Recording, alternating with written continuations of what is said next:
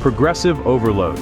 This principle of progressive overload is nothing new, and means a muscle must experience increased overload to adapt and become stronger. The goal of any successful strength program is to consistently meet your adaptation threshold or provide the right amount of training stimulus to catalyze strength gains.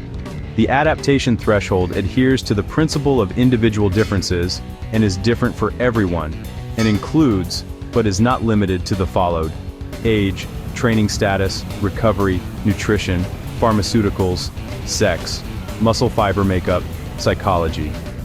This is the tip of the iceberg, and as you evolve as an athlete and human being, so will your adaptation threshold. The simplest way to overload your training is get more weight on the bar.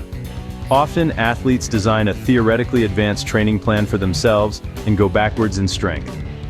Ironically, same guys eventually stop their plan, switch to something basic like starting strength or 5-3-1 and make gains.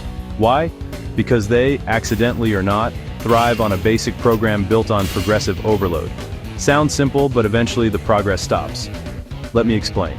Right now, if you bench press the bar and you add 3 kilos a week for the next 3 years, you will be out bench pressing world record holder Julius Maddox. We have to look beyond just added weight on the bar, so now let's explore different ways to progressively overload your training. Increase weight. This is purest way to overload training. Add iron on the bar. Increase volume. Volume is sets X reps X weight you are lifting. More volume within reason will catalyze gains in strength and size, regardless of what the Arthur Jones, high-intensity training dogmatist at the gym says. More quality volume increases demand on your muscle tissue and neurologically. Increase training frequency. Training a lift or muscle group more often is overload.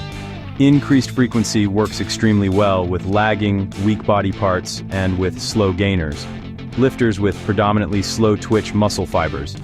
Increasing frequency can work as both a short-term solution and sometimes even a long-term strategy.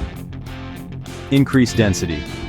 By tracking rest intervals and ultimately decreasing rest intervals between sets, you get the same amount of work done in less time. This increases density. You can keep total time the same and increase volume in that block as another density increasing strategy. Besides size and strength gains, this will increase your work capacity and make you more metabolically efficient. Increase reps. As you get stronger, instead of always piling weight on the bar, do more repetitions with the same weight. If you were previously bench pressing 100 kilos for 5 reps, now you are doing it for 6 reps. You have accomplished the purpose of overload. Increase range of motion. A deficit snatch grip deadlift is a lot harder than a regular deadlift off the floor. This increased range of motion means you must lift the weight further and be under maximum tension for longer. There are countless examples. Parallel squats become ass to grass squats. Regular bench presses become camber bar. This is the whole idea behind progressive distance training. The further you lift a weight, the more overload is induced. Final thoughts. Overload is everything. If you avoid overload in your training, you're just marking time. Yes, it's hard, but you must force adaptation. There is no other way.